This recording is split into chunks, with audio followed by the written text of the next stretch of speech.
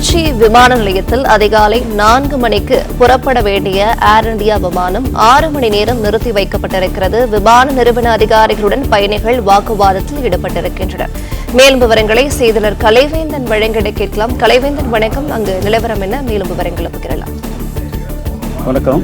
திருச்சி விமான நிலையத்திலிருந்து Sharjah, Malaysia, Singapore, Dubai உள்ளிட்ட நாடுகளுக்கு அதிக அளவிலான விமான சேவைகள் வழங்கப்பட்டு வருகிறது.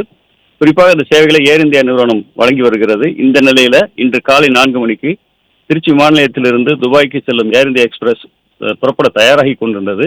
அந்த விமானத்தில் 114 பயணிகள் அமர வைக்கப்பட்டிருந்தனர். விமானம் ரன்வேயில் சற்று தூரம் ஓடி சென்றது. அப்போது விமானத்தில் தொழில்நுட்ப கோளாறு இருப்பது கண்டறியப்பட்டது. இதனைத் தொடர்ந்து மீண்டும் விமானம் ஏப்ரான் பகுதிக்கு கொண்டு வரப்பட்டது. இதன் பின்னர் தொழில்நுட்ப வல்லுநர்கள் விமான கோளாறை சரி செய்யும் பணியில் ஈடுபட்டுள்ளனர்.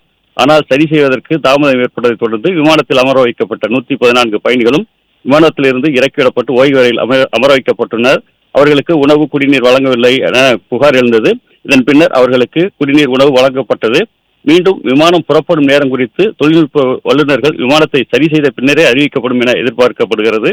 இதனால் 114 பயணிகளும் கடும் அவதியில் சிக்கி தவிக்கும் நிலை ஏற்பட்டுள்ளது. ஏறத்தாழ 6 மணி நேரம் விமானம் தாமதமாக ஆகிக்கொண்டிருக்கிறது தற்போது.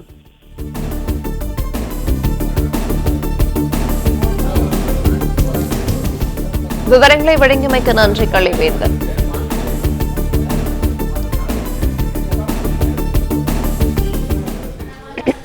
பிளே ஸ்டோர் மற்றும் ஆப் ஸ்டோரில் இருந்து பாலிமர் செயலியை QR கோடு மூலம் பதிவிறக்கம் செய்யுங்கள். செய்திகளை உடனுக்குடன் பெறுங்கள்.